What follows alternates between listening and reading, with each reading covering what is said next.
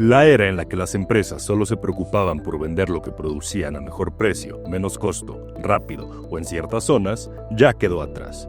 Hoy, las empresas compiten por el corazón y las mentes de sus compradores, algo que trasciende a la buena calidad o durabilidad de un producto, incluso de un buen precio. La experiencia al cliente se ha convertido en una herramienta de ventas esencial para el crecimiento y consolidación de todo negocio. Ignorarlo, subestimarlo o dejárselo todo a la inteligencia artificial sí puede llegar a poner en peligro una empresa, del tamaño que sea. En solo 15 minutos aprendes sobre la evolución de la experiencia al cliente y obtén las recomendaciones de nuestros expertos. Comenzamos. Hola, ¿qué tal? Bienvenidos a un episodio más de Management 360, un podcast de la firma de Anda Torres Gallardo y compañía. Mi nombre es Federico Marón y esta vez tendré el gusto de entrevistar a la ingeniera Claudia Castro, experta y líder transformacional en temas de Customer Experience.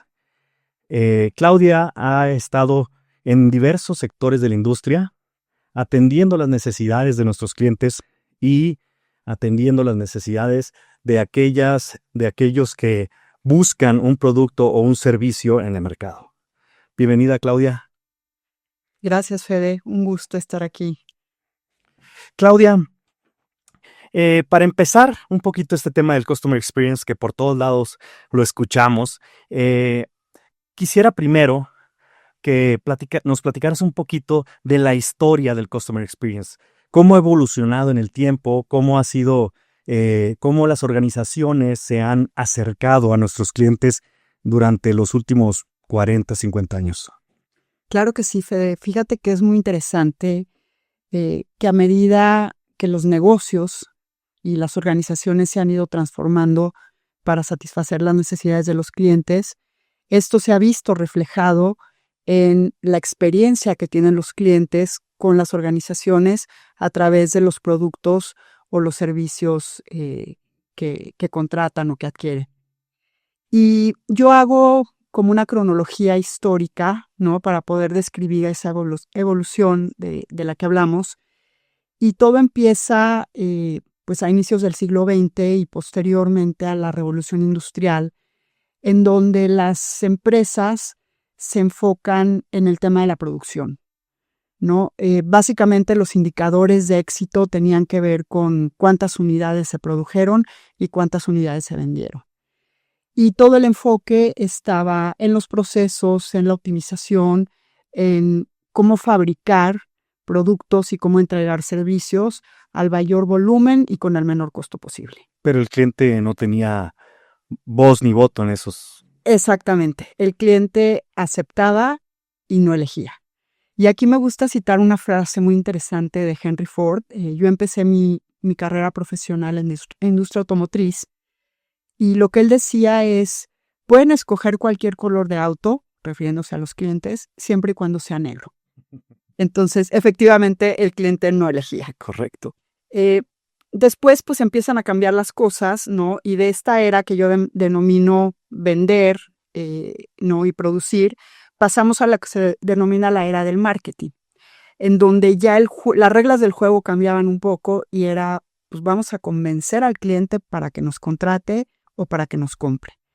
En esta era del marketing empieza a haber un auge dentro de ciertas marcas, nace el concepto de la segmentación, ¿no? De cómo dirigirte a cada mercado, nace también el concepto pues de la publicidad y lo que tenía que ver con cómo convencer a los clientes de que compraran algo. Era en los tiempos del bombardeo televisivo, ¿correcto? Empieza a haber mucha actividad de publicidad en televisión, también en medios impresos, pero definitivamente yo creo que fue la época más importante de publicidad en medios televisivos y en radio también, ¿no? Que si lo recordamos era muy común todavía en esa época. Aquí estamos hablando de los 80s. Correcto.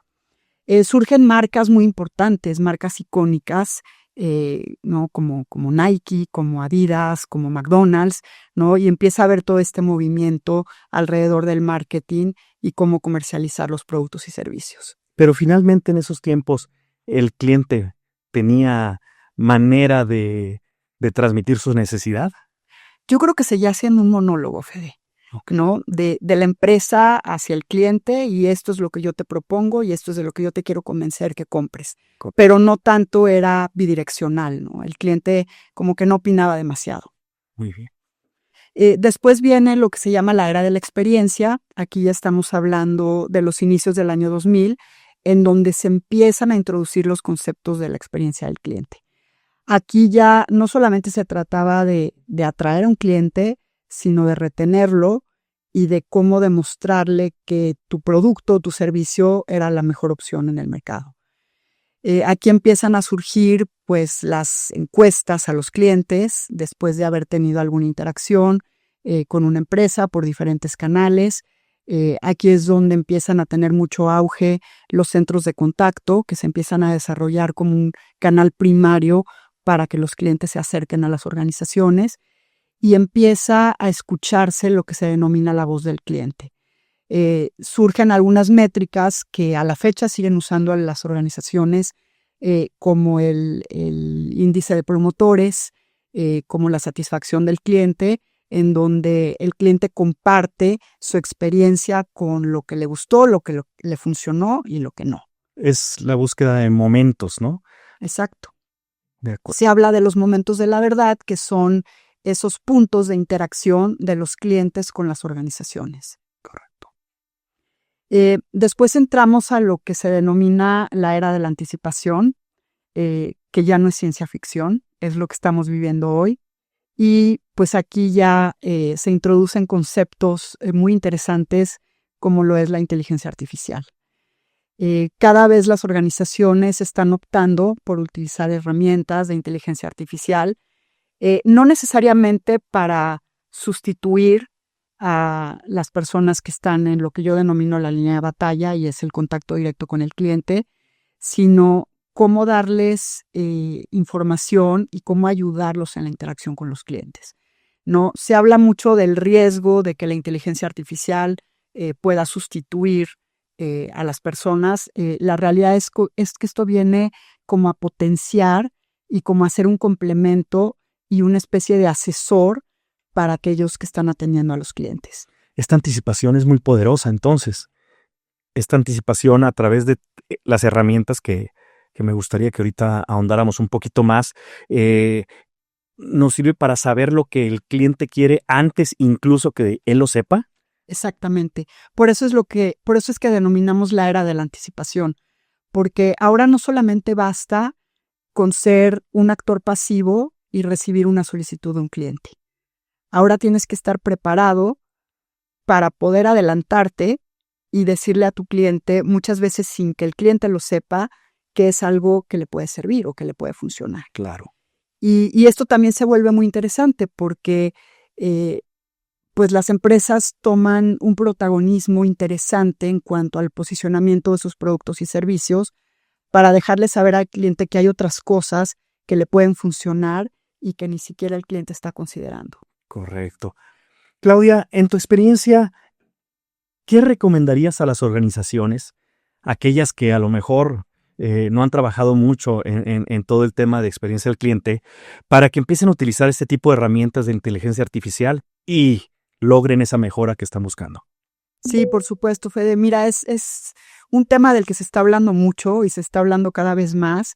Y la realidad es que hay empresas que pues no saben ni por dónde empezar. Entonces, yo creo que algo muy importante es, siempre la tecnología tiene que ser un habilitador. No tiene que sustituir lo que hace una persona, sobre todo en lo que tiene que ver con interactuar con un cliente.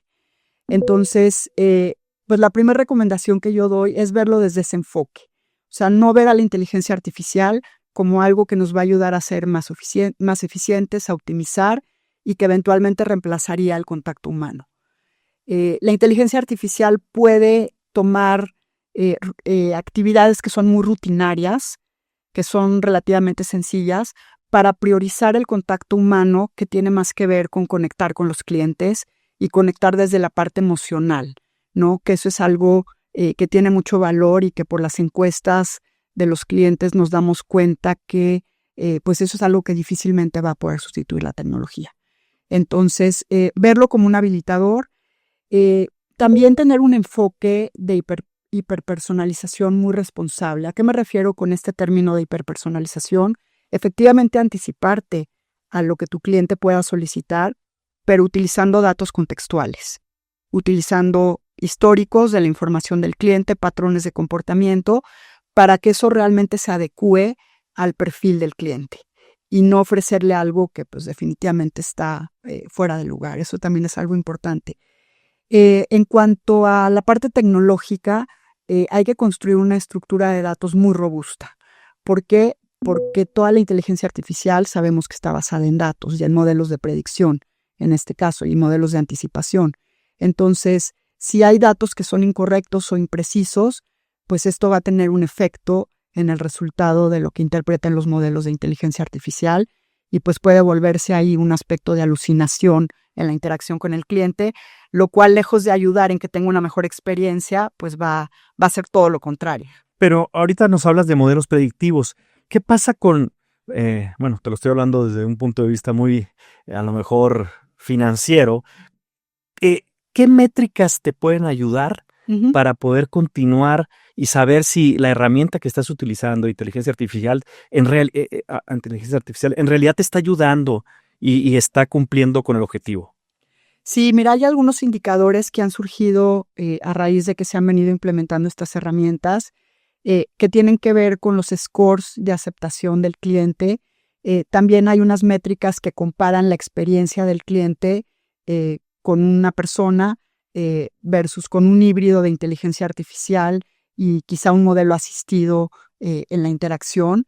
Y son indicadores nuevos, ¿no? Porque al final lo que queremos es que los clientes nos digan cómo están percibiendo esa experiencia contra experiencias previas, o si están sintiendo esa calidez o esa cercanía, o creen que están hablando con un robot, ¿no? Claro. También eso pasa. Bueno, y el tema que es un tema siempre que tenemos que preguntar cuando hablamos de inteligencia artificial, todo el tema de seguridad, cumplimiento normativo, privacidad, sobre todo porque, como bien mencionabas, la inteligencia artificial se basa en datos que están ahí, pero datos que hay unos temas morales y éticos de utilización. Fíjate que es muy relevante esto, Fede, y es algo de lo que se habla de como un poco las preocupaciones que hay acerca de implementar este tipo de tecnología. Sí, definitivamente mi recomendación es tener soluciones robustas integradas en las organizaciones que tienen que ver con todo el control, monitoreo de datos, por supuesto seguridad, lo que tiene que ver también con privacidad de información, porque lo menos que queremos es que el cliente se sienta invadido o que sienta que estamos utilizando información personal un poco más de un aspecto intrusivo que para facilitar una interacción, ¿no? Que todos lo hemos vivido en algún momento, ¿no? Claudia, para cerrar, ¿qué nos podrías recomendar a las organizaciones para poder adentrarnos en todo este tema de inteligencia artificial para apoyar el Customer Experience? Fíjate, Fede, que es una pregunta que me han hecho constantemente. Definitivamente darse la oportunidad de que algún experto en el tema los acompañe. Este tema en las organizaciones resulta no solamente desconocido, pero hasta intimidante, ¿sabes? Entonces, yo creo que sí es importante tener un buen acompañamiento, una buena asesoría. Cada vez hay más herramientas en el mercado que utilizan modelos de inteligencia artificial y de lenguaje de máquina. Entonces, pues mi recomendación sería esa, que no busquen hacerlo de manera independiente y que se acerquen con alguien que los pueda acompañar. La verdad es que es un viaje fascinante. Yo he tenido la oportunidad ya de implementar algunas de estas herramientas en las organizaciones y de verdad no dejo de sorprenderme, pues no solamente de lo robustas que son las herramientas, sino de el buen acompañamiento y la buena armonía que puede haber entre continuar con interacción humana que al mismo tiempo es asistida por una herramienta de inteligencia artificial. Un ejemplo de esto es, hay una herramienta que se llama Whisper, que es como cuando alguien te habla al oído, que le puede decir a un agente de servicio, porque la herramienta está escuchando la misma interacción. Imagínate que hay una conversación entre un cliente y un agente de servicio. Y la herramienta pues está también en la conversación, es como si hubiera 3. Ok.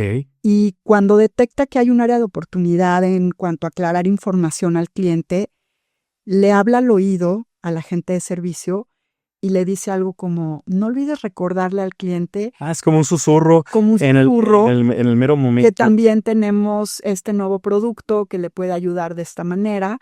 Y entonces, o sea, fíjate qué increíble, porque la inteligencia artificial se vuelve un asistente para el agente de servicio, Claro. lo cual genera una mejor interacción y el cliente tiene una mucho mejor experiencia.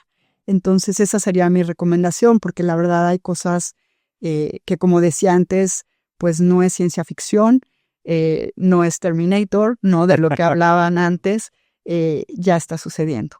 Oye, Claudia, pues muchísimas gracias por toda esta información. Creo que debemos seguir persiguiendo esa búsqueda de la mejora continua en relación a la experiencia del cliente. Y bueno, muchísimas gracias. Seguiremos en contacto. Claro que sí, Fede. Gracias. Suscríbete para más información útil que hará crecer tu empresa y comenta sobre este u otros temas que quieras que abordemos en nuestros próximos episodios. Management 360. Consultoría que se escucha.